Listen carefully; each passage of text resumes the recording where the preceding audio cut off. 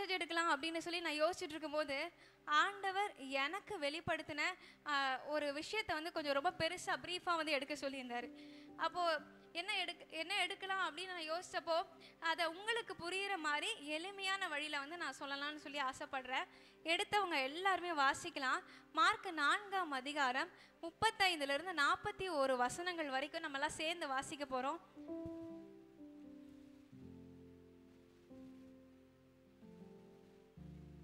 Mark 4ஆம் அதிகாரம் 35லிருந்து 41 வசனங்கள். அன்று சாயங்காலத்தில் அவர் அவர்களை நோக்கி, அக்கறைக்கு போவோம் வாருங்கள் என்றார். அவர்கள் ஜனங்களை அனுப்பிவிட்டு அவர் படவிலிருந்தபடியே அவரை கொண்டு போனார்கள். வேறே படவுகளும் அவரோடே கூட இருந்தது. அப்பொழுது பலத்த சுழற்காற்று உண்டாகி படவு நிரம்பத்தக்கதாக அலைகள் அதன் மேல் மோதிற்று. கப்பலின் பின்னணியத்தில் அவர் தலையணியை வைத்து நித்திரையாயிருந்தார்.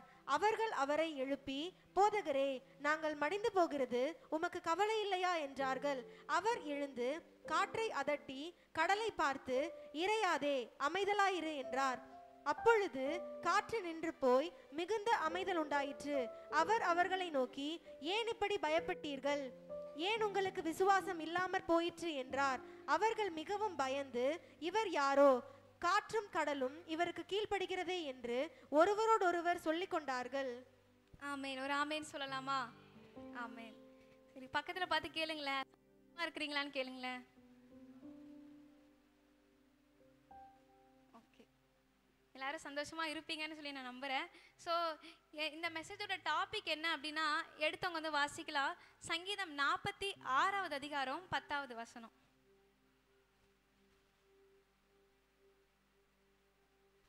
நீங்கள் அமர்ந்திருந்து நானே தேவன் என்று அறிந்து கொள்ளுங்கள். ஜாதிகளுக்குள்ளே உயர்ந்திருப்பேன், பூமியிலே உயர்ந்திருப்பேன். ஆமென். இது ரொம்பவே பெரிய அழகான வார்த்தை. நீங்கள் அமர்ந்திருந்து நானே தேவன் என்று அறிந்து கொள்ளுங்கள். இது ஒரு வேர்ஷன்ல, வேற ஒரு வேர்ஷன்ல இங்கிலீஷ்ல பார்த்தோம்னா, பி ஸ்டில் அண்ட் நோ ஐ ஆம் தி லார்ட் அப்படின்னு சொல்லி ஆண்டவர் வந்து போட்டிருப்பார்.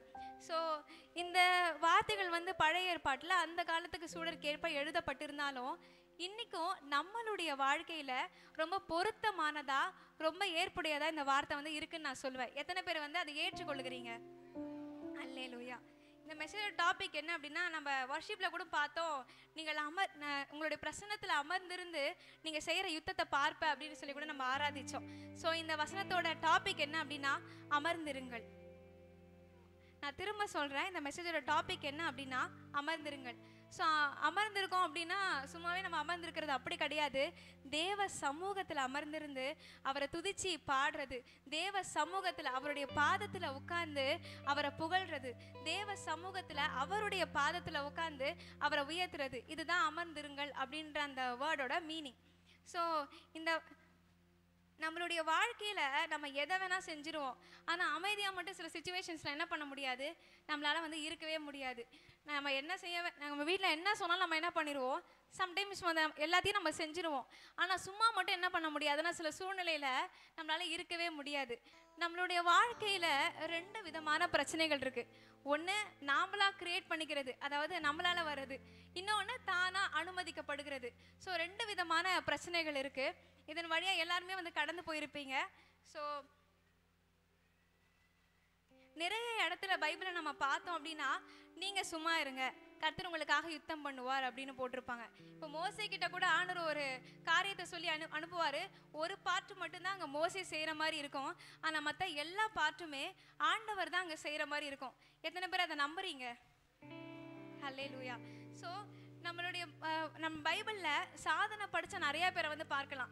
தாவீதா இருக்கட்டும், இல்லைன்னா தானியேலா இருக்கட்டும், பைபிளில் சாதனை படித்த நபர்கள் வந்து அதிகம் பேர் இருக்கிறாங்க. ஆனால் அதுக்கு பின்னாடி அவங்களுடைய வாழ்க்கையில 2 விதமான பார்ட் இருக்கும். ஒன்று அவங்க ஆண்டவருக்காக அரைஸ் ஆனது, ஷைன் ஆனது, ஆண்டவருக்காக எழுமி பிரகாசிச்சு ஆண்டவருக்காக ஏதோ ஒன்று வந்து செஞ்சது. ஆனால் இன்னொரு பார்ட் என்னன்னு பார்த்தீங்கன்னா, ஆண்டவருடைய பாதத்தில் அமர்ந்திருந்தது. தாவீதை பற்றி இன்னைக்கு வரைக்கும் நம்ம பேச காரணம் என்ன அப்படின்னா, அவர் ஒரு ராஜ் அப்படிங்கிறதுனால மட்டும் கிடையாது. அவர் இன்னொரு பக்கம் பார்த்தா சங்கீதத்தில் நிறைய பக்கங்கள் அவர் தான் வந்து எழுதியிருக்கிறாரு. அவருடைய பாதத்தில் உட்கார்ந்து அவர் அதிகமாக வந்து உயர்த்திருக்கிறார் அப்படின்னு சொல்லி நம்ம பார்க்கலாம். ஸோ நம்ம பைபிளில் யாரை பார்த்தாலுமே ஒரு பக்கம் அவங்க சாதனை படைச்சிருக்கிறாங்க, ஒரு பக்கம் அவங்க வெற்றியுள்ள வாழ்க்கை வாழ்ந்துருக்கிறாங்கன்னா பின்னாடி ஆண்டவரோட மணிக்கணக்கா அவர்கள் என்ன பண்ணியிருக்காங்கன்னா நேரத்தை செலவிடுற நம்பரா மணிக்கணக்கா இது தேவனோட அந்த உறவை வந்து கனெக்டடாக வச்சுருந்துருக்காங்க. சாமுவேல் கூட சொல்கிறாரு, ஜபம் செய்யாததே ஒரு பாவம் தான் அப்படின்னு சொல்லி அவர் ஒரு இடத்துல வந்து இன்டைரக்டாக வந்து குறிப்பிட்டிருப்பாரு. ஜபம் பண்ணாததே, ஆண்டவர்கிட்ட பேசாததே ஒரு பாவம். அப்போ எந்த அளவுக்கு அவர் ஆண்டவரோட வந்து கனெக்டடாக இருப்பார் அப்படின்னு சொல்லி நம்ம பார்க்கலாம். ஸோ நம்மளுடைய வாழ்க்கையிலேயும் இது ரொம்பவே வந்து அவசியம். நம்ம ஆண்டவருக்காக ஏதோ ஒன்றை வந்து சாதிக்கணும், நம்ம ஆண்டவருக்காக ஏதோ ஒன்று நம்ம இந்த வாலிப பிரயாயத்திலையோ இல்லை ஏஜ் நம்ம ஆண்டவர் நினச்சார்னா என்ன வயசில் யாரை வேணால் எப்படி வேணால் பயன்படுத்த முடியும். எத்தனை பேர் நம்புறீங்க? நானும் இதை நம்புகிறேன். ஆண்டவருக்கு ஒன்றே ஒன்று தான், அவரோட ரிலேஷன்ஷிப்பில் கரெக்டாக இருந்துட்டீங்கன்னு வச்சுக்கோங்க, ஆண்டவர் அவருக்கு பிடிச்ச மாதிரி நாம் இருந்தாலே நமக்கு பிடிச்ச மாதிரி அவரே நம்மளை மாற்றிடுவார். ஆமேன். ஸோ நம்ம எல்லாரும் ஏதோ ஒரு வாழ்க்கை வாழ அழைக்கப்படலை, ஏதோ ஒரு மீனிங்கே இல்லாத ஒரு பர்பஸே இல்லாத ஒரு வாழ்க்கை வாழ நம்ம யாருமே இங்கே அழைக்கப்படவே இல்லை. அது ஆண்டவர் சொல்கிறாரு, குழந்தைகளோட வாயில கூட துதியை உண்டு பண்ணுவேன்னு சொல்கிறாரு. ஆண்டவர் நினச்சா எப்படி வேணால் யாரை வேணால் பயன்படுத்த முடியும். மோசேவே அவரோட முதிர் வயதில் தான் என்ன பண்ணுறாரு, 70வது வயதில் தான் ஆண்டு வந்து அழைக்கிறாரு. ஸோ நம்மளுடைய வாழ்க்கையிலையும் ஆண்டவரோட நம்ம கனெக்டடாக இந்த பைபிளை நம்ம பார்க்குறோம். அவங்க வந்து ஆண்டவருக்காக எழும்புனாங்க, இந்த சாதனை படைச்சாங்க, இப்படிப்பட்டதான ஒரு பெரிய ஒரு காரியத்தை ஆண்டவருக்கு செஞ்சாங்க அப்படின்னா அதுக்கு பின்னாடி ஆண்டவரோடு அவங்க நேரத்தை அதிகமாக செலவிட்டாங்க. ஆண்டவரோட அந்த ரிலேஷன்ஷிப்பில் அவங்க ரொம்ப கரெக்டடாக இருந்தாங்க. ஸோ ஆண்டவருக்காக நீங்களும் எழும்பி பிரகாசிக்கணும் அப்படின்னா அதுக்கு பின்னாடி ஆண்டவரோடு அமர்ந்திருக்கணும். நீங்கள் அமர்ந்திருந்தாலே போதும், ஆண்டவரே உங்களை இழ வச்சிருவார். நான் ஒரு வாக்கியம் படித்தேன், அதில் என்ன போட்டிருந்துச்சுன்னா, ஆண்டவருடைய சமூகத்தில் நம்ம உட்கார்ந்துருந்தோன்னா ஆண்டவர் நம்மளை ஆசீர்வதிக்க எழுந்து நிற்பாராம். ஆண்டவர் நம் பட்சத்தில் எழுந்து நின்னா ஒருவனும் நமக்கு எதிராக நிற்க முடியாதான். எத்தனை பேர் இதை நம்புறீங்க? ஸோ நம்மளுடைய வாழ்க்கையில் ஆண்டவரோடு நம்ம செலவிடுற நேரத்தை நம்ம ரொம்பவே அதிகமாக்கணும். ஸோ இதுக்கு இன்னொரு எக்ஸாம்பிள் நான் சொல்லலாம் அப்படின்னா, ஆண்டவருடைய பாதத்தில் அந்த பரிமள தைலத்தை ஊற்றினா அந்த பெண்மணியை நான் வந்து சொல்லுவேன். ஏன் அப்படின்னா அவங்க சுற்றி எத்தனையோ பேர் இருந்தாங்க, ஏன் சீஷர்களே இருந்தாங்க. ஆனால் அந்த ஒரு பொண்ணு அவருடைய பாதத்தில் என்ன பண்ணுறாங்கன்னா அந்த தைலத்தை ஊற்றி அவருடைய முடியினால் தொடச்சி விடுறாங்க. ஆனால் அதுக்கப்புறம் வரலாற்று புத்தகங்கள்லாம் படித்து பார்த்தீங்கன்னா அந்த பெண்மணி தான் ஒரு பெரிய சுவிசேஷகியாக தன்னுடைய வாழ்க்கையில் வந்து ஆண்டவருக்காக நின்றுருக்காங்க அப்படின்னு சொல்லி பார்க்குறோம். ஸோ நீங்களும் நானும் ஆண்டவருக்காக நிற்கணும் அப்படின்னா அமர்ந்திருக்க பழகணும். எங்கன்னா அவருடைய சமூகத்தில் அவருடைய பாதத்தில் அமர்ந்திருக்க பழகணும். ஸோ இந்த மெசேஜோட டாபிக் என்னென்னா அமர்ந்திருங்கள். ஸோ இதுக்கு நான் ஃபஸ்ட்டு பாயிண்ட், நான் ஒரு 3 பாயிண்ட் மூலியமாக இதை உங்களுக்கு நான் ஈஸியாக ஷார்ட்டாக நான் விளக்கணும்னு சொல்லி ஆசைப்படுறேன். ஸோ ஃபஸ்ட்டு பாயிண்ட் என்ன அப்படின்னா, புயல் போன்ற நேரத்திலும் அமர்ந்திருங்கள். ஃபஸ்ட்டு பாயிண்ட் என்ன? இன்னொரு வாட்டி கொஞ்சம் சத்தமாக சொல்லாமே. புயல் போன்ற நேரத்திலும் அமர்ந்திருங்கள். அதாவது நம்மளுடைய வாழ்க்கையில் சில சமயத்தில் என்ன நடக்குதுன்னு நமக்கு தெரியாது. சுற்றி பார்த்தா ஒரு பிரச்சனை இப்போ தான் போயிருக்கோம், ஆனால் அடுத்தடுத்து பிரச்சனை வந்துக்கிட்டே இருக்கும். யாரால சொல்ல முடியும் எனக்கு பிரச்சனையே இல்லை, நான் பிறந்ததுலேருந்து இப்போ வரைக்கும் நான் பிரச்சனையை வந்து நான் ஃபேஸ் பண்ணதே இல்லை அப்படின்னு சொல்கிறவங்க மட்டும் கை உயர்த்துங்களேன் பார்ப்போம். யாராலுமே என்ன பண்ண முடியாது, அப்படி வந்து சொல்ல முடியாது. ஏன்னா எல்லாருடைய வாழ்க்கையிலும் எல்லாருமே இப்போ கூட நீங்கள் வந்து ஏதோ ஒரு பிரச்சனை மூலயமா இப்போ கூட கடந்து போகலாம். அது சின்னதாக இருக்கலாம், பெருசாக இருக்கலாம், ஆனால் எனக்கு தெரியாது, ஆனால் அவருக்கு கண்டிப்பாக தெரியும். ஆனால் அந்த புயல் போன்ற நேரத்திலோ ஜஸ்ட்டு நீங்கள் செய்ய வேண்டியது ஒன்றே ஒன்று தான், அவருடைய பாதத்தில் அமர்ந்துருங்க போதும், அவருடைய சமூகத்தில் அமர்ந்துருங்க போதும். ஆனால் இவ்வளோ பிரச்சனையின் மத்தியிலையும் நீங்கள் நிற்கிறீங்க, அசையாமல் அப்படியே நிற்கிறீங்க. ஏன் தெரியுமா? இவ்வளோ பிரச்சனையிலையும் இவ்வளோ சூழ்நிலையிலையும் எல்லாத்தையும் ஒரு பொருட்டா எண்ணாமல் இப்படி தேவ சமூகத்தில் வந்து அவரை துதிச்சு அவருடைய பாதத்து அருகில் உட்கார்ந்து அவருடைய வார்த்தையை நீங்கள் கேட்குறதுனால மட்டும்தான். ஸோ உங்களுடைய வாழ்க்கையில் தேவனுடைய பாதத்தில் நீங்கள் அமர கற்றுக்கிட்டீங்கனாலே போதும். அது புயலாக இருந்தாலும் சரி, உள்ள பலத்த காற்றாக இருந்தாலும் சரி, எதை வேணாலும் ஈஸியாக அடக்கிடலாம். நம்மளோட ஆண்டவருக்கு ரொம்பவே ஈஸி அதெல்லாம். இந்த மார்க்கில் நம்ம பார்த்தோன்னா கூட இங்கே என்ன நடக்கும்னா உங்கள் எல்லாருக்குமே வந்து தெரிஞ்சிருக்கோம். ஸோ அதனால் நான் ரொம்ப ஷார்ட்டாக சொல்கிறேன். இந்த மார்க் புத்தகத்தை, இந்த சம்மரியை பற்றி சொல்கிறதுக்கு முன்னாடி அந்த புத்தகத்தை பற்றி நான் சொல்லியே ஆகணும். இந்த மார்க் இந்த சம்பவம் வந்து எங்கெங்க எழுதப்பட்டிருக்கும் அப்படின்னா மத்தேயு 8ஆம் அதிகாரத்தில் எழுதப்பட்டிருக்கும். இந்த மார்க் 4, அதை விட்டால் லூக்கா 8, இந்த 3 இடங்கள்லையும் வந்து எழுதப்பட்டிருக்கும். ஜான்ல இருக்காது, ஏன்னா இது 3 தான் வந்து சினாப்டிக் காஸ்பல்ஸ்ன்னு சொல்லுவாங்க. ஸோ இந்த மார்க் புத்தகம் கிட்டத்தட்ட 70 சிஇல வந்து எழுதப்பட்டிருக்கலாம். அதாவது 70ஆவது நூற்றாண்டுல தேவாலயம், எருசலேம் தேவாலயம் இடிக்கப்பட்டப்போ எழுதப்பட்டிருக்கலாம். இது நீங்கள் பழைய ஏற்பாடு படிச்சிங்கன்னா ஓரளவுக்கு உங்களுக்கு நல்ல அண்டர்ஸ்டாண்டிங் வந்து கிடைக்கும். ஆனால் இது அக்யூரேட்டான ஒரு டேட் கிடையாது, பட் அசம்ஷன். ஸோ இந்த சம்பவத்தில் என்ன நடக்கும் அப்படின்னு சொன்னால், அவர் வந்து சொல்வார், நீங்கள் அக்கறைக்கு போவோம் வாருங்க அப்படின்னு சொல்லிட்டு கூப்பிடுவார். ஸோ இவங்களுடைய படகுல சேர்த்து அந்த சீஷர்களும் வருவாங்க. பக்கத்துலேயே கொஞ்சம் படகுகளில் என்ன பண்ணுவாங்கன்னா ஆட்கள் வந்து வருவாங்க. ஆண்டவர் வந்து நல்லா என்ன பண்ணுவார், தூங்கிட்டு இருப்பார். தூங்கிட்டு இருந்தப்போ எல்லா படகும் என்ன பண்ணுன்னா, அந்த காற்று அடிக்க எல்லாம் ஒன்றோட ஒன்று மோதிக்கும். அப்போ படகு நிரம்பத்தக்கதாக தண்ணி என்ன பண்ணுன்னா உள்ளே வர ஆரம்பிக்கும். ஸோ இவங்க பயந்துட்டு ஏசப்பா போய் எழுப்புவாங்க. ஏசப்பா என்னது இது இப்படி நடக்குது, நாங்கள் மறிச்சு போகிறது எப்படி அப்படின்னு சொல்லிட்டு நாங்கள் செத்து போயிடுவோம் போல இருக்கு அப்படின்னு சொல்லிட்டு ஏசப்பா வந்து எழுப்புவாங்க. ஏசப்பா வந்து எழுந்து என்ன பண்ணுவாங்கன்னா, அமைதலாருன்னு சொல்லி காற்றையும் கடலையும் அதட்டிட்டு, நீங்கள் ஏன் வந்து விசுவாசமே இல்லாமல் போனீங்க அப்படின்னு சொல்லி வந்து இங்கே கேட்பார். ஸோ இந்த சம்பவம் தான் இங்கே நடக்கும். ஸோ யாராவது ஒருத்தர் அந்த வசனத்தை திரும்ப வாசிக்கலாம். மார்க் 4ஆம் அதிகாரம் 38வது வசனம். கப்பலின் பின்னணியத்தில் அவர் தலையணையை வைத்து நித்திரையாயிருந்தார். அவர்கள் அவரை எழுப்பி, போதகரே, நாங்கள் மடிந்து போகிறது, உமக்கு கவலை இல்லையா என்றார்கள். 35ஆம் வசனத்தை கூட வாசிக்கலாம். அன்று சாயங்காலத்தில் அவர் அவர்களை நோக்கி, அக்கறைக்கு போவோம் வாருங்கள் என்றார். ஓகேங்க, நம்ம பார்க்குறோம். நான் உங்ககிட்ட ஒரு கொஸ்டின் கேட்க விரும்புகிறேன். என்ன அப்படின்னா, அந்த டைமில் அந்த சாயங்காலத்தில் எல்லார்கிட்டையும் அந்த கரைக்கு போவோம் வாருங்கன்னு சொன்னது யாரு? ஏசப்பா தான் வந்து சொன்னார். அந்த போனதுக்கு அப்புறம் அங்கே நடந்த காற்றையும் கடலையும் வந்து அமைதலாருன்னு சொல்லி அடக்குனது யாரு? ஏசப்பா தான். நம்மளோட லைஃப்பில் சில நேரத்தில் தொடங்குறவரும் அவராக தான் இருப்பார், முடிக்கிறவரும் அவராக தான் இருப்பார். ஆனால் கரெக்டாக நம்மளை கரை சேர்த்துருவார். ஆமென். ஸோ நம்மளுடைய லைஃப்பில் எந்த விதமான புயல் போன்ற நேரத்தில் நம்ம என்ன பண்ணணும் அப்படின்னா, ஆண்டவருடைய பாதத்தில் அமர்ந்திருக்க கற்றுக்கணும். ஆண்டவருடைய பாதத்தில் துதிக்க கற்றுக்கணும்.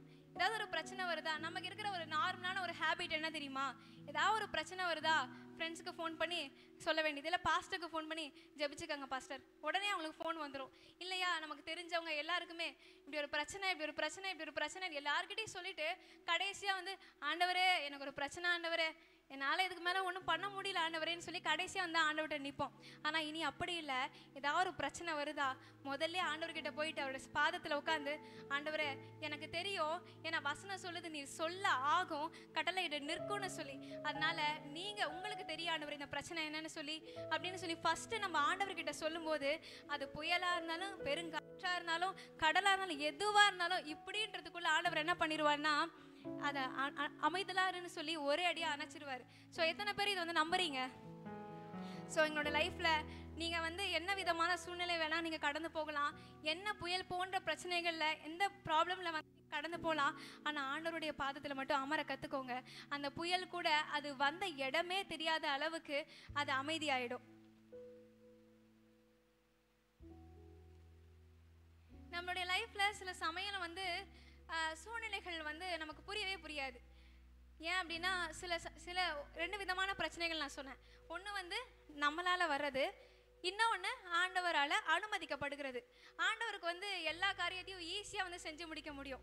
ஆண்டவரால் எவ்வளோ பெரிய பிரச்சனையாக இருந்தாலும் அதை இப்படின்றதுக்குள்ளே ஒரு நொடி பொழுதுக்குள்ளே ஆண்டவரால் என்ன பண்ண முடியும்னா அதை மாற்ற முடியும், அந்த சூழ்நிலையை வந்து வேறு விதமாக வந்து திருப்ப முடியும்.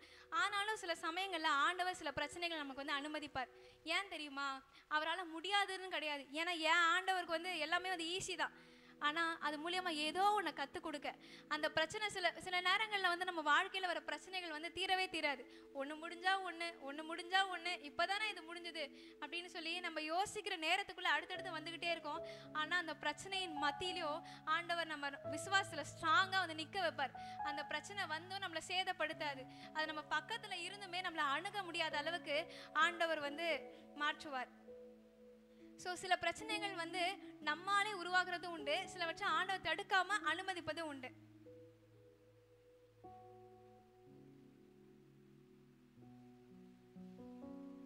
ஸோ ஆண்டவர் ஆண்டவர் சில பிரச்சனைகள் உங்க லைஃப்ல வந்து அனுமதிக்கிறார் அப்படின்னா அந்த பிரச்சனைகள்லயும் ஆண்டவர் உங்களை ஸ்ட்ராங்கா நிக்க வைப்பார். எப்போ நீங்க அவருடைய பாதத்துல அமர்ந்திருக்கும் போது மட்டும்தான், அவரோட டைம் ஸ்பெண்ட் பண்ணும் போது மட்டும்தான். ஸோ ஃபர்ஸ்ட் பாயிண்ட் நான் என்ன சொன்னேன்? புயல் போன்ற நேரத்திலும் அமைதியாக இருங்கள். பக்கத்துல பார்த்து சொல்லுங்களேன், கவலைப்படாதீங்க, புயலே வந்தாலும் அமைதியா மட்டும் ஆண்டவருடைய பாதத்துல அமர்ந்துருங்க, ஆண்டவர் பார்த்து கொள்வான்னு சொல்லிட்டு பக்கத்துல பார்த்து சொல்லுங்களேன், நீங்க சும்மா மட்டும் இருந்தா போதுங்க. பக்கத்துல பார்த்து சொல்லுங்க, நீங்க சும்மா மட்டும் இருந்தா போதுங்க, ஆண்டவர் பார்த்துக்குவாருங்க.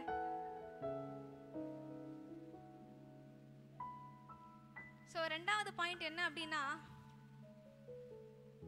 புரியாத நேரத்திலும் அமர்ந்திருங்கள். உங்களுக்கு சம்டைம்ஸ் சில சிச்சுவேஷன்ஸ் வந்து உங்களால யூகிக்கவே முடியாது. எப்படிடா இந்த பிரச்சனை வந்து எனக்கு வந்துச்சு, எப்படி இந்த சில பிரச்சனைகளுக்கு வந்து தீர்வு இருக்கும், ஆனா இருந்தாலும் அந்த பிரச்சனை வந்து சுத்திக்கிட்டே இருக்கும். ஆனா சில பிரச்சனைகள்ல வந்து நமக்கு தீர்வே தெரியாது. என்ன ஏசப்பா செய்யறது அப்படின்னு சொல்லி நிறைய நேரங்களை நம்ம என்ன பண்ணுவோம்னா யோசிப்போம். ஏன்னா அந்த பிரச்சனைக்கு விடையே என்னன்னு நமக்கே தெரியாது, ஆனா ஆண்டவருக்கு தெரியும். ஸோ அப்படிப்பட்ட புரியாத நேரத்திலும் ஆண்டவருடைய பாதத்துல அமர்ந்திருங்கள். ஆண்டவர் நிச்சயம் அதை வந்து ஒரு அற்புதமாய் மாற்றி முடிப்பார். ஸோ யோபுடைய வாழ்க்கையில் நம்ம பார்க்கலாம், யோபு வந்து ஒரு உத்தமன். ஆண்டவரே, கடவுளே, தேவனே சாட்சி கொடுக்குற அளவுக்கு ஒரு உத்தமன் யோபு. ஆனா இங்க நம்ம பார்க்கிறோம், யோபுக்கு தான் அதிகமான உபத்திரம் என்ன பட்டுச்சு, அவருடைய வாழ்க்கையில வந்து அனுமதிக்கப்பட்டுச்சு. பலவிதமான கஷ்டம், பிள்ளைங்கள்லாம் இறந்துட்டாங்க, டக்கு டக்கு டக்கு டக்குன்னு எல்லாம் அவரை விட்டு தூரம் போயிடுறாங்க. அவங்களோட மனைவி கூட சொல்றாங்க, தேவனை தூஷித்து ஜீவனை விடு அப்படின்னு சொல்றாங்க. சுத்தி பார்க்கும் போது எல்லாமே அவருக்கு நெகட்டிவா நடந்துருச்சு. ஆனா அவர் கர்த்தருக்குள்ள இருந்தவர், கர்த்தரோட உடன்படிக்கையை மீறாதவர், ஒரு நல்ல நீதிமானா வந்து தன்னுடைய வாழ்க்கையை வந்து வாழ்ந்தவர். அப்ப அவர் கண்டிப்பா அது புரியாது, நான் வந்து கரெக்டா தான் நான் இருக்கேன், எல்லாத்துலயும் ஆண்டவருக்கு விரோதமா நான் எதுவுமே செய்யல, ஆனா ஏன் வந்து இப்படி நடக்குதுன்னு அவருக்கே புரியல. ஆண்டவர்கிட்ட என்ன பண்றாருன்னா விண்ணப்பத்தை வந்து ஏறெடுக்கிறாரு. நீங்க என் பிராணனை கூட எடுத்துக்கோங்க அப்படின்னு சொல்ற அளவுக்கு அவருடைய ஜெபங்கள்லாம் நீங்க படிச்சு பாத்தீங்கன்னா வந்து தெரியும். நான் ஏன் வந்து பிறந்தேன் அப்படின்னு சொல்லி நிறைய வந்து வார்த்தைகளை வந்து அவரையே அவர் வந்து என்ன பண்ணிருவானா காயப்படுத்தி காயப்படுத்தி வந்து பேசியிருப்பாரு. இது போல சில சிச்சுவேஷன்ஸ்ல நம்ம கரெக்டா இருப்போம், ஆண்டவருக்குள்ளதான் நடப்போம், ஆனா சில சிச்சுவேஷன்ஸ் ஏன் நமக்கு அனுமதிக்கப்படுதுன்னு தெரியவே தெரியாது. நான் கரெக்டாக தானே இருக்கேன், நான் ஆண்டுக்குள்ளே தான் நடக்கிறேன், அவரோட வார்த்தையெல்லாம் நான் கேட்குறேனே, அதன்படி தானே செய்கிறேன், ஆனால் இன்னும் ஏன் இந்த சிச்சுவேஷன், இன்னும் ஏன் இந்த பிரச்சனை எனக்கு அனுமதிக்கப்பட்டுச்சுன்னே தெரியலையே ஆண்டவரே அப்படின்னு சொல்லி சில நேரங்களில் வந்து நம்ம சொல்கிறது வந்து உண்டு. ஆனால் அப்படிப்பட்ட புரியாத நேரத்திலும் கூட தேவனுடைய சமூகத்தில் அமர்ந்திருக்கும் போது ஆண்டவர் அந்த புரியாத புதிரை கூட, அந்த புரியாத புதிருக்கு கூட விடுவிக்கும் பதிலாய் அவர் கண்டிப்பாக வருவார். ஆமென் சொல்லலாமா? ஸோ இதுக்கு இன்னொரு எக்ஸாம்பிள் யாரை சொல்லுவேன் அப்படின்னா, எடுத்தவர்கள் வாசிக்கலாம். யாத்ராகமம் 4ஆம் அதிகாரம்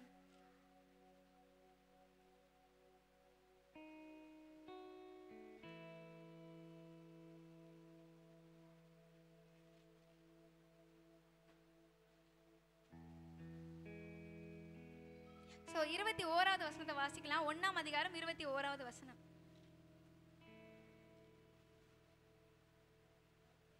அப்பொழுது கர்த்தர் மோசேயை நோக்கி, நீ எகிப்திலே திரும்பி போய் சேர்ந்த பின் நான் உன் கையில் அளித்திருக்கிற அற்புதங்கள் யாவையும் பார்வோனுக்கு முன்பாக செய்யும்படி எச்சரிக்கையாயிரு. ஆகிலும் நான் அவன் இருதயத்தை கடினப்படுத்துவேன், அவன் ஜனத்தை போக விடான். சரி, ஓகே. இந்த யாத்ராகமம் வந்து நம்ம எல்லாருக்குமே தெரியும், இது வந்து வாண்டரிங் ஆஃப் த லேண்ட் அப்படின்னு வந்து சொல்லுவாங்க. அதாவது அந்த கானானை சுதந்திரிக்க இஸ்ரவேல் ஜனங்கள் வந்து வழிநடத்தப்பட்ட அந்த ஒரு புத்தகம் அப்படின்னு வந்து சொல்லுவாங்க. இந்த யாத்ராகமத்தில் ஸ்டார்டிங்கில் என்ன நடக்கும் அப்படின்னா, 2 விதமான ஜனங்கள் இருப்பாங்க. ஒன்று வந்து இஸ்ரவேல் ஜனங்கள், இன்னொன்று வந்து எகிப்திய ஜனங்கள். இஸ்ரவேல் ஜனங்கள் தேவனால் தெரிந்து கொள்ளப்பட்ட, தேவனால் நேசிக்கப்பட்ட ஒரு சந்ததி. ஆனால் எகிப்திய ஜனங்கள் தேவனை வெறுக்கிற, அந்நிய தேவர்களை பின்பற்றுகிற ஒரு சந்ததி அப்படின்னு சொல்லி நம்ம பார்க்கலாம். இப்போ எத்தனை விதமான ஜனங்கள் இங்கே இருக்கிறாங்க? 2 விதமான ஜனங்கள் இருக்காங்க. ஒன்று ஆண்டவரை நேசிக்காத, இன்னொன்று ஆண்டவரால் நேசிக்கப்படுகிற சந்ததி. ஆனால் இங்கே படித்து பார்த்தோன்னா என்ன தெரியுமா நடக்கும்? ஆண்டவரால் நேசிக்கப்படாத அந்த சந்ததிக்கு எந்த ஒரு பிரச்சனையும் வந்திருக்காது இந்த அதிகாரத்தில்.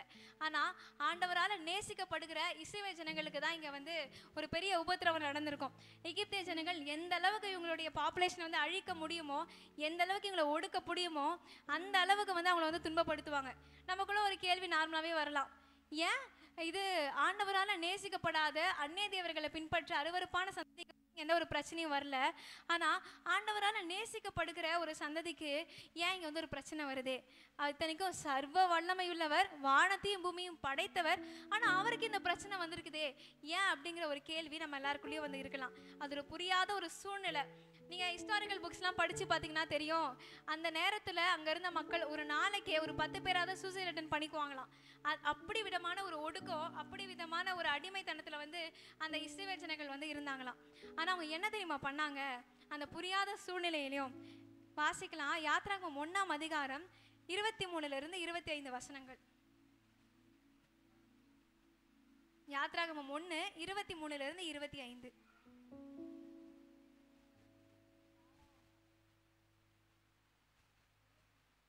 யாத்ராகமம் 1ஆம் அதிகாரம் 2ஆம் அதிகாரம் 23 25 வசனங்கள் வரை.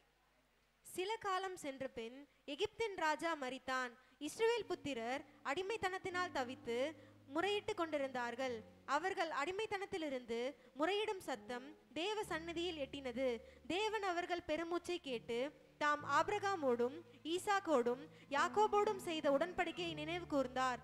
தேவன் இஸ்ரவேல் புத்திரரை கண்ணோக்கினார். தேவன் அவர்களை நினைத்தருளினார். ஸோ நம்ம இங்கே பார்க்குறோம், இந்த அதிகாரத்தில், இந்த 1-2 அதிகாரத்தில் நம்ம வாசித்து பார்த்தோன்னா, அந்த இஸ்ரவேல் ஜனங்கள் யார் தன்னை துன்பப்படுத்தினாங்களோ அவங்களுக்கு விரோதமாக முறுமுறுக்கல. அவங்க வந்து பின்னாடி வந்து நடந்திருக்கலாம். ஆனால் இந்த அதிகாரத்தில் நம்ம பார்க்கும்போது யார் தன்னை துன்பப்படுத்தினாங்களோ, யார் நம்மளை கஷ்டப்படுத்தினாங்களோ அவங்களுக்கு விரோதமாக இவங்க முறுமுறுக்கல. அவங்கள பதிலுக்கு வந்து கொல்லணும்னு சொல்லி எந்த ஒரு பிளானுமே போடல. வந்து ஆண்டவர்கிட்ட என்ன பண்ணுறாங்கன்னா, இந்த தமிழ் வாக்கியத்தில் சொல்லியிருக்க அவங்க முறையிடுறாங்கன்னு சொல்லி. ஆனால் இங்கிலீஷில் பார்த்தோம் அப்படின்னா they cried to the Lord. அவங்க அழுகுறாங்க ஆண்டவர்கிட்ட. ஆண்டவரே இப்படி நடந்துருச்சே அப்படின்னு சொல்லி ஆண்டவரோட பாதத்தில் வந்து என்ன பண்ணுறாங்கன்னா அவங்களுடைய கண்ணில் இருக்கிற கண்ணீரெல்லாம் வந்து ஊற்றுறாங்கன்னு சொல்லி பார்க்குறோம். இதுக்கு ஆண்டவர் எடுக்கிற ரியாக்ஷன் என்ன தெரியுமா? தேவன் இஸ்ரவேல் புத்திரரை கண்ணோக்கினார். தேவன் அவர்களை நினைத்தருளினார். ஆண்டவர் இவங்க சும்மா வந்து இவங்க எந்த ரியாக்ஷனுமே, யார் தன்னை கஷ்டப்படுத்தினாங்களோ அவங்க முன்னாடி எந்த ஒரு ரியாக்ஷனுமே அவங்க கொடுக்கல. அதுக்கு பதிலாக ஆண்டவருடைய சமூகத்தில் அமர்ந்து மட்டும்தான் இருந்தாங்க. ஆனால் ஆண்டவர் வந்து ரியாக்ஷன் வந்து கொடுத்தாரு. ஸோ நம்மளோட லைஃப்பில் சில நேரங்களில் வந்து நாம் ரியாக்ஷன் கொடுக்கறதுனால தான் ஆண்டவரால் சம்டைம்ஸ் ரியாக்ஷன் எதுவுமே பண்ண முடியல. நம்ம ஒரு பிரச்சனையை போய் ஆண்டவர்கிட்ட சொல்கிறோம், ஆண்டவரே இப்படி எனக்கு ஒரு பிரச்சனை வந்துருச்சு ஆண்டவரேன்னு சொல்கிறோம். ஆனால் நாமளே என்ன பண்ணிடுறோம், அதுக்கு தப்பான ஒரு சொல்யூஷனை நாமளே வந்து செஞ்சிடுறோம். அதனால தான் சம்டைம்ஸ் வந்து நம்மளால் அந்த சொல்யூஷனை வந்து கரெக்டாக வந்து இருக்க முடியாமல் வேறு ஏதோ இன்னொரு பிரச்சனையில் போய் மாட்டிக்கிறோம். ஸோ நாம் சும்மா இருக்கும்போது, ஆண்டவருடைய சமூகத்தில் அமர்ந்திருந்து அவரை துதிச்சு பாடிட்டு மட்டும் இருக்கும்போது ஆண்டவர் எடுக்கிற ரியாக்ஷன் பெருசாக இருக்கும். இந்த இஸ்ரவேல் புத்திரருக்கு ஆண்டவர் எடுத்த ரியாக்ஷன் என்ன அப்படின்னா, அந்த இஸ்ரவேலையே மீட்கிற ஒரு மோசையை தேவன் எழுப்பி தந்தார். அந்த இஸ்ரவேலையை லீட் பண்ணுற ஒருத்தனை வந்து ஆண்டவர் வந்து எழுப்பி தந்தார். ஸோ இதுக்கு இன்னொரு பெஸ்ட் எக்ஸாம்பிள் யாரை சொல்லுவேன் அப்படின்னா, மோசஸோட அம்மாவை வந்து நான் சொல்வேன். ஏன்னா மோசையோட அம்மா, இந்த கதை உங்கள் எல்லாருக்குமே வந்து தெரியும் இந்த சம்பவம். ஸோ நான் ரொம்ப ஷார்ட்டாக வந்து ஒரு ஓவர் வியூ மட்டும் உங்களுக்கு நான் கொடுக்க விரும்புகிறேன். என்னென்னா, அந்த நாட்டில் இருந்த ராஜா என்ன பண்ணிடுவார் அப்படின்னா, யோசேப்பை பற்றி தெரியாத ஒரு புதிய ராஜா வந்து தோன்றுவார். இங்கே படித்து பார்த்தீங்கன்னா தெரியும். யோசேப்பு யாருன்னு தெரிஞ்சிருந்தா அவர் ஆண்டவர் எப்படிப்பட்டவர்னு என்ன பண்ணியிருக்கோம், அவங்களுக்கு வந்து தெரிஞ்சிருக்கும். யோசேப்பே யாருன்னு தெரியல அப்படின்ற பட்சத்தில் ஒரு புதிய ராஜா வந்து அந்த நாட்டை வந்து ரூல் பண்ணுறதுக்காக ரெயின் ஆகுறாரு. அது மட்டும் இல்லாமல் அங்கே இருக்கிற எல்லா விதமான இஸ்ரவேல் ஜனங்கள்லாம் பெருகிக்கிட்டே இருக்கிறாங்களே, ஸோ அவங்கள கொன்றுவோம் அப்படின்னு சொல்லி இவங்க ஒரு பிளான் போடுறாரு. அங்கே இருக்கிற மருத்துவச்சிகள் சிப்போரா பூவா இவங்க 2 பேரையும் வந்து கூப்பிட்டு, நீங்கள் என்ன பண்ணுங்கன்னா பிறக்கிற ஆண் குழந்தைங்க எல்லாத்தையும் நீங்கள் வந்து கொன்றுங்க அப்படின்னு சொல்கிறாங்க.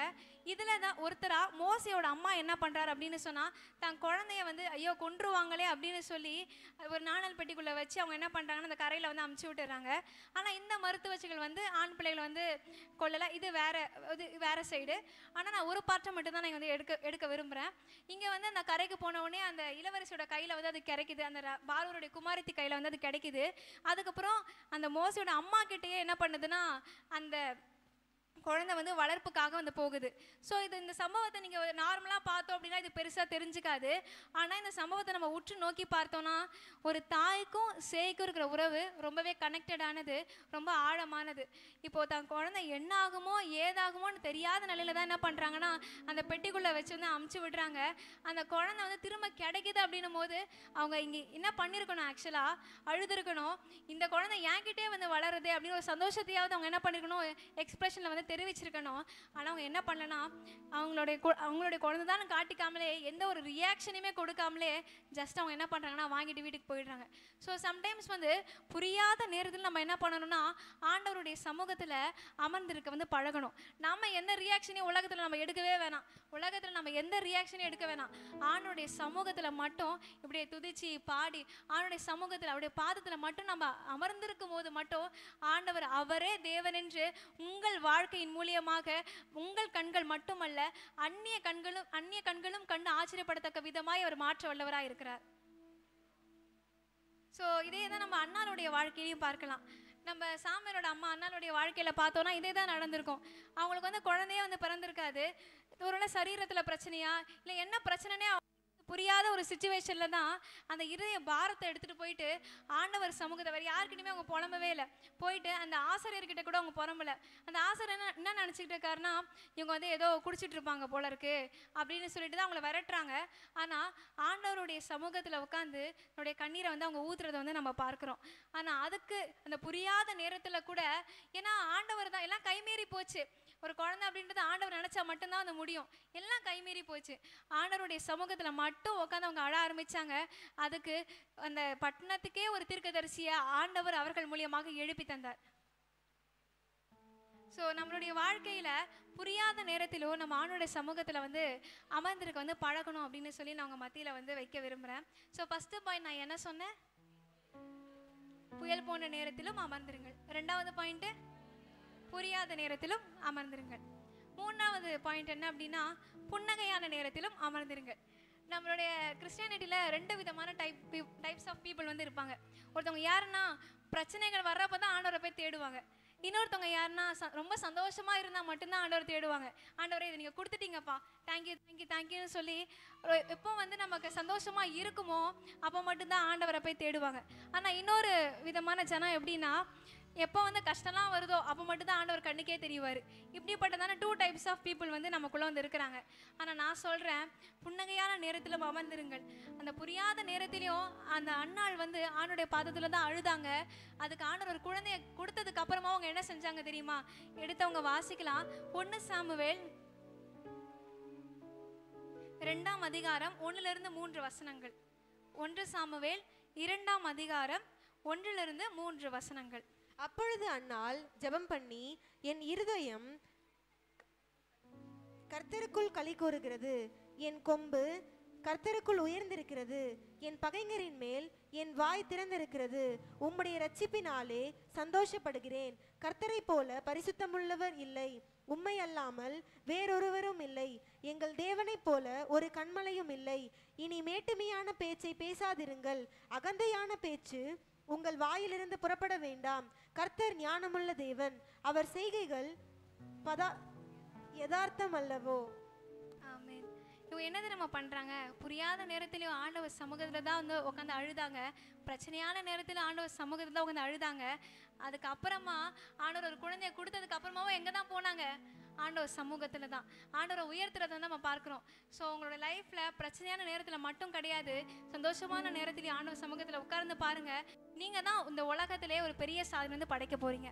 ஸோ நம்மளுடைய வாழ்க்கையில் எப்பயுமே நீங்களும் வந்து நமக்கு ஒரு பெரிய ஆசை இருக்கும். நானும் தாவீதை போல் ஆண்டவருக்கு வந்து நிறைய சங்கீதங்கள் நிறைய பாட்டுகளை வந்து பாடணும். நானும் தானியேல் போல் சிங்கக்கெபியே வந்து நம்மளை அணுகுனாலும் எதுவுமே செய்யாதவாறு தூதர்களெல்லாம் நான் பார்க்கணும் அப்படின்னு சொல்லி நிறையா நேரத்தில் நம்ம வந்து ஆசைப்படுவோம். ஆனால் அவங்களுடைய வாழ்க்கையில் அவங்க ஆண்டவரோடு இருந்ததுனால மட்டும்தான் அப்படிப்பட்ட ஒரு பெரிய சாதனையை, அப்படிப்பட்ட ஒரு பெரிய காரியத்தை, அவங்களுடைய இன்பத்திலேயே ஆண்டவர் தான் இருந்தார், துன்பத்திலேயே ஆண்டவர் தான் இருந்தார். ஸோ தாவீதோட வாழ்க்கையில் நம்ம பார்க்கலாம். ஒரு யுத்தத்துக்கு போவார்.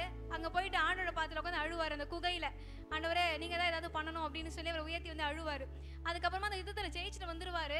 அதுக்கப்புறமா யார்கிட்ட தெரியுமா போவார்? ஆண்டவர்கிட்ட தான் போவார். ஆண்டவரே நீங்கள் எப்படி வெற்றி சிறக்க பண்ணியே, நீங்கள் எப்படி பண்ணீங்களேன்னு சொல்லி ஆண்டவர் வந்து உயர்த்திக்கிட்டே தான் இருப்பார். ஸோ நம்முடைய வாழ்க்கையில் புயல் போன்ற நேரத்திலும் அமர்ந்திருங்கள், புரியாத நேரத்திலும் அமர்ந்திருங்கள், புன்னகையான நேரத்திலும் அமர்ந்திருங்கள். ஸோ ஆண்டவருடைய பாதத்தில் நீங்கள் அமர்ந்திருந்தால் மட்டும் போதும், உங்களுடைய வாழ்க்கையில் எல்லாத்துலேயுமே வந்து ஆண்டவரே அதை முடிச்சு தந்துடுவார். ஸோ இந்த நேரத்தில் நம்ம கொஞ்ச நேரம் நம்மலாம் ஜெபிக்க போகிறோம். முடிஞ்சவங்க எல்லாரும் முழங்கால் படிக்கிட்டு கொள்ளலாம்.